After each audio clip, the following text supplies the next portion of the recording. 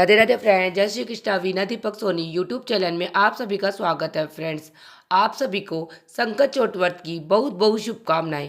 Friends, आज की video में हम जानेंगे कि संकट चौथ व्रत की पूजा हम कैसे करते हैं, कथा कैसे सुनते हैं। तो देखिए, संकट चौथ का जो व्रत है वो इस वर्ष यानी 2025 में 6 जनवरी को किया जाएगा। 6 जनवरी के दिन सुबह सुबह नहा धो के बढ़िया से तैयार होने के बाद हम पूजा करेंगे। जिस जगह पर पूजा कर रहे हैं पहले उस जगह को साफ कर लेंगे। फिर वहाँ पर एक चौकी लगाएंगे। चौकी के पर हमें लाल रंग का वस्त्र बिछा लेना है और फिर हम यहाँ पर थोड़े से फूल का या तिल का आसन देकर गणेश जी को विराजमान, गणेश जी की फोटो या मूर्ति आपके पास जो है उन्हें विराजमान कर लेंगे। फोटो नहीं है तो सुपारी से भी गणेश जी आप बना सकते हैं। इसके बाद हाथ जोड़कर संकल्प करेंगे, हे गणेश जी महाराज, हे चौथ माता, आज मैं आपका व्रत कर रही हूँ। आप मेरे बच्चों को दीर्घ आयु और अच्छा स्वास्थ्य प्रदान करें। ऐसा संकल्प करने के बाद फिर एक लोटे में शुद्ध गंगा जल लेकर जल के चींटी लगा सभी को भाव रूप में स्नान करा देंगे। उसके बाद फिर हम देसी घी का दीपक जलाएंगे। आप घी का या तिल्ली के तेल का दीपक जला सकते हैं। इसके बाद देखिए, गणेश जी को स्नान तो हमने करा ही दिया था। अब हम वस्त्र के रूप में गणेश जी को कलावा समर्पित कर देंगे और आपके पास अगर जनेऊ है तो आप जनेऊ भी समर्पित कर दीजिएगा। अगर आपके पास जनेऊ नहीं है तो कोई बात नहीं, वस्त्र के रूप में आप सिर्फ कलावा यानी मोली भी समर्पित कर सकते हैं। फिर हम भगवान गणेश जी को रोली से तिलक करेंगे और दीपक को भी तिलक करेंगे और तिलक के ऊपर हम तिल समर्पित करेंगे। आप इस दिन दिए में भी तिल जरूर डालें, क्योंकि जितने तिल चटकने उतने हमारी संतान के कष्ट करते हैं। उसके बाद फिर दुर्वा घास आपको मिल जाए तो बहुत अच्छी बात है। आप दुर्वा घास गणेश जी को जरूर समर्पित कीजिएगा। साथ में लाल रंग के फूल समर्पित कर दीजिएगा। लाल न मिले तो जो फूल मिल जाए वो समर्पित कर दीजिएगा। इसके साथ हम तिलकुटा समर्पित कर देंगे यानी तिल समर्पित कर देंगे। तो तिल को भून कर कूट कर उसमें मीठा थोड़ा सा घी मिलाकर तिलकुटा बनाते हैं। कुछ लोग सुबह पूजा करने से पहले तिलकुट बना लेते हैं, कुछ लोग पूजा करने के बाद तिलकुट बनाते हैं। तो अगर आपने पहले तिलकुट बनाया है तो आप तिलकुट समर्पित कर दीजिएगा। अगर आपने अभी तिलकुट नहीं बनाया है तो आप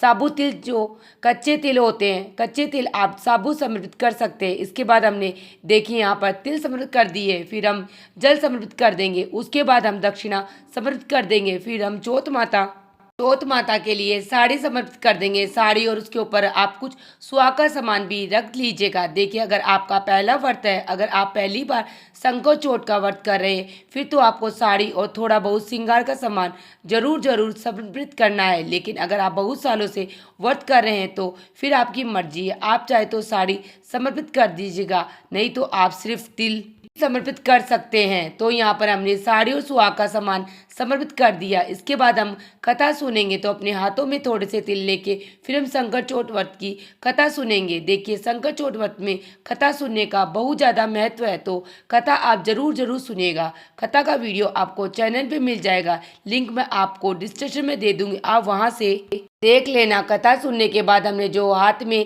तिल लिए, यह हम तिल गणेश जी को समर्पित कर देंगे।